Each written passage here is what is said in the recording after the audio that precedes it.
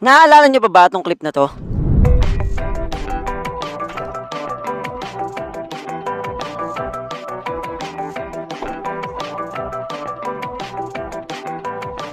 Ay, hindi pala tayo magmumotor. Lakad lang pala. Dapat lang na matandaan niyo yan dahil yan ang simula ng bagong kabanata ng paglalakbay natin.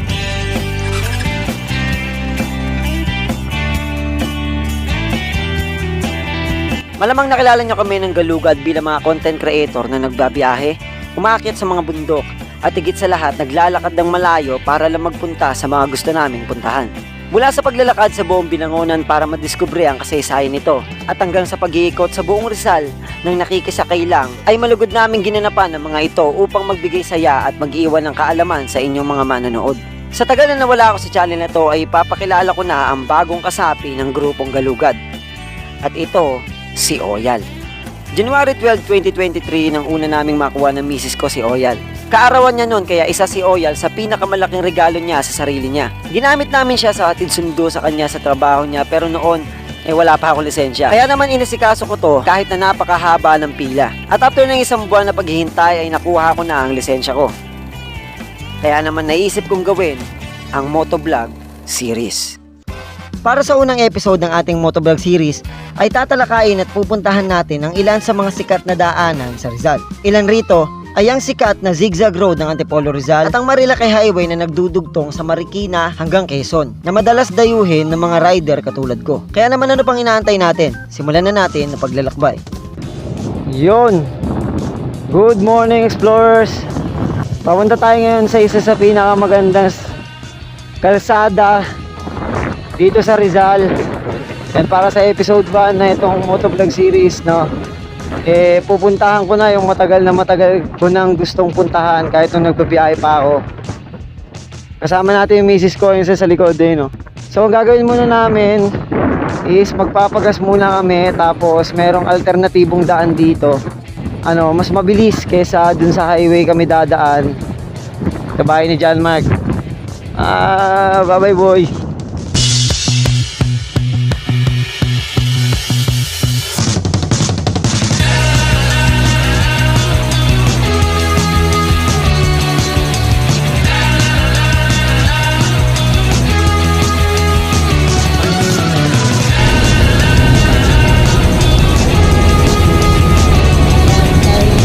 Pero ang ganda rito, ito yung pinakamagandang daan na shortcut mula sa amin, no.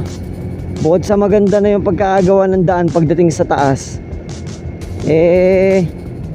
bagay pa to sa mga beginner. Akala mo hindi siya beginner no?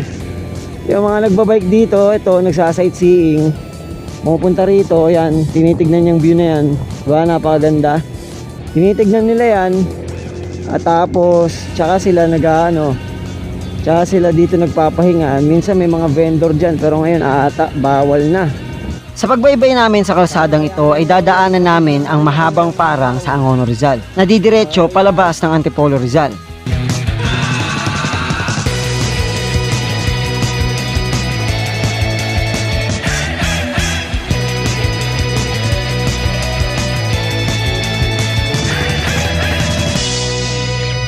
So andito na tayo sa Antipolo Rizal. Nasa Barangay Dalig na tayo. Lalampas na lang tayo at kakanan tayo dun sa may kabila para para baybayin yung Marcos Highway din ata to. Di ko alam kung anong tawag sa highway na yan, pero yan na yung highway papunta ng zigzag road. Doon tayo pupunta. Stopover tayo doon, tapos gusto magkape.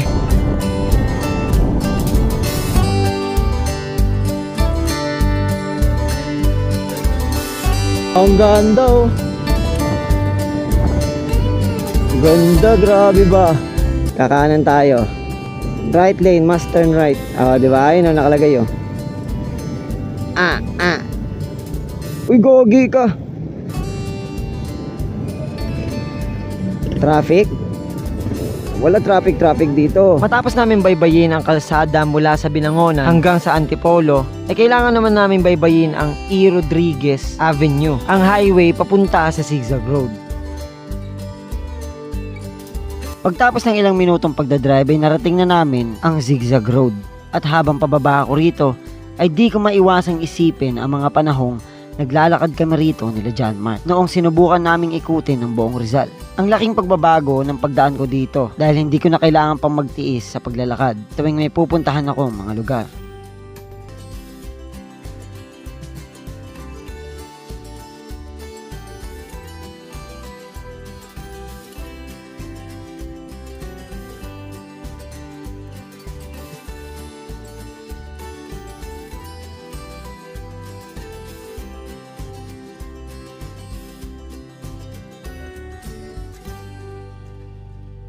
Sen Explorers, stop over kami kasi magkakape kami dalawa. Si Oyal, papahinga muna. Yun. Ito na, andito na tayo zigzag pero meron pa tayong bababaan.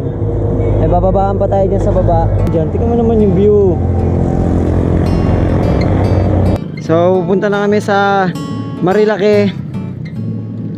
Bale, 22 kilometers siya mula rito at di namin alam kung gaano kahirap tundaan na to. Kasi kung tutusin, dapat talaga ang daan namin is Tanay, paakyat, no? Pero syempre galing kami ng Binangonan. Gusto ko muna daanan tong zigzag road para makita ko. And isa pa sana sa pupuntahan natin ngayong araw yung ang tawag dito, ang tawag doon, Domsa,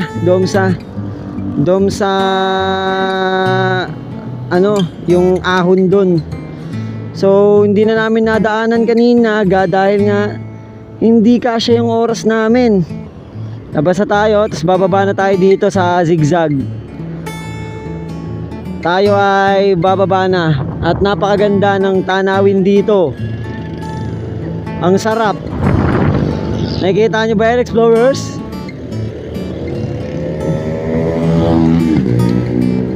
Wow! Wow, just wow! Ang sarap mo! Dito pa pala maraming tambayan. Nakalimutan ko. Ayun oh! Yay! Grabe ba? So ang daan natin is Teresa ang daan natin, Explorers. Ayan, nakalagay. Tapos na natin i-hit tong zigzag road na sikat dito sa Antipolo. Talagang mag-enjoy ako. Nag-enjoy ako mag-drive. Sa pagbaybay namin sa Puting Bato, Solid Cement Road sa Teresa, Rizal, ay napadaan kami sa isang ginagawang tulay. Kaya akala ko ay magiging mahirap ang pagdaan namin dito. Grabe, no? Saan tayo dadaan? Pero paglagpas namin ng tulay ay may mga nadaanan kami magagandang daan, kagaya na lamang ng daanang ito. Sa sobrang daming puno, akala ko nga nasa Marilake na kami.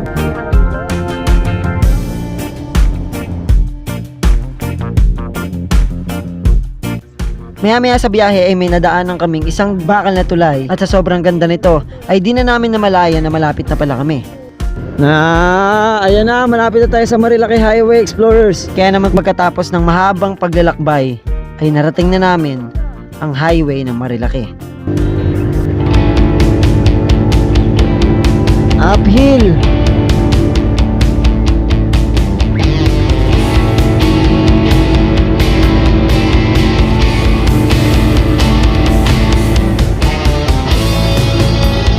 Eto na, nasa Marilake na tayo, Explorers. Solid. Oh my God, ang ganda dito. Oop.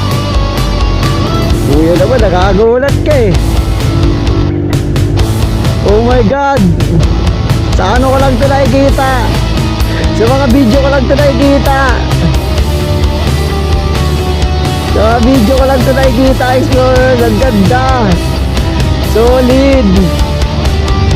Wow.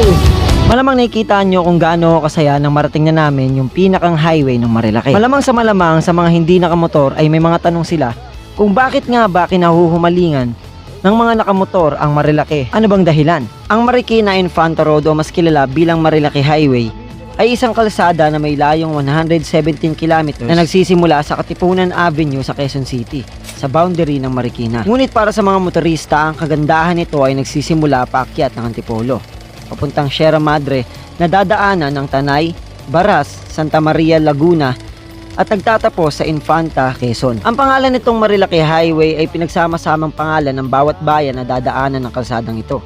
Ma, na ang ibig sabihin ay Marikina. Ri, na ang ibig sabihin ay Rizal. La, na ang ibig sabihin ay Laguna. At ang Kwe, na ang ibig sabihin ay Quezon. Punta ka lang naman ng punta rito, pero alam mo ba na nag-e-exist ang kalsadang ito noon pang nasa ilalim tayo ng pananakop ng Amerika. Kilala ito bilang Highway 55. Kasama rito ang dating Recto Avenue, Ligarda Street, Magsaysay Boulevard at Aurora Boulevard.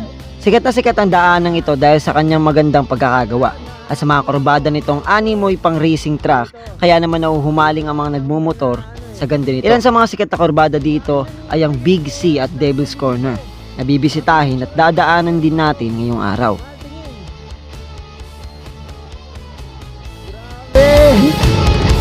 Hindi ako pwede umovertake, pass. Ayoko. Napakaganda ng Marilaki Road Explorer, pero sana hindi na to nagiging racetrack. Lahat naman pinapaalala, kahit doon sa kabila meron dong sign na nagpapaalala na hindi ito isang racetrack, no? Huwag natin to gawing palaruan dahil marami tayong mga aksidente at marami tayong madadamay, no?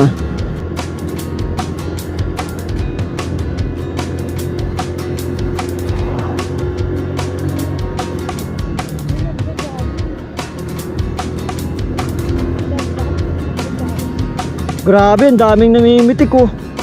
Gogo. Ang dami nila oh. Hala, ang dami. Grabe ba? Lahat namimixer eh. Walang hindi eh. Ito nahihiya. Dito yung pinakasikat na ano.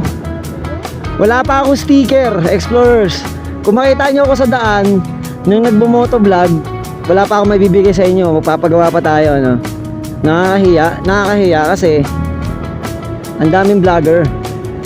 Tapos ako hindi ako wag mong itutuloy yan, kuya. Wag mo itutuloy ang binabalak mo. Munting, nakita niyo Explorers, malapit na niyang overtaken yun. Solid yellow lane kami rito. Malapit na. Talagang gusto niya lang gawin, pero hindi niya magawa.